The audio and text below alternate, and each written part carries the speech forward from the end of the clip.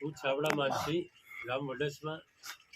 આ વર્ષે 2024-25માં ખેતીવાડી ખાતાની યોજનાઓ આવેલી. એ યોજના અંતર્ગત અમે ખેતીવાડીના ગોડાઉનને સહાય મળતી હતી. એ સહાયમાં અમે રાકેશભાઈ પટેલ ગામસેવક સાહેબ દ્વારા અરજી કરેલી અને એની અરજી અમારી પાસ થયેલી. અને એ અરજીમાં અમને હુકમ મળ્યો પછી અમે આ સ્ટ્રક્ચર બનાવ્યું. આ સ્ટ્રક્ચરનો મેન ઉપયોગ આપણા ખેડૂતો માટે, આપણી ખેત પેદાશોનો સંગ્રહ કરવા માટે, કોઈ કુદરતી આપત્તિ આવે, વાવાઝોડું, વરસાદ હોય તો આપણો પાક સુરક્ષિત રાખી શકીએ.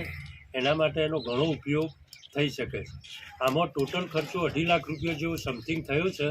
અને એમાં 1 લાખ રૂપિયા આપણને સરકાર શ્રી તરફથી સહયોગ મળે છે.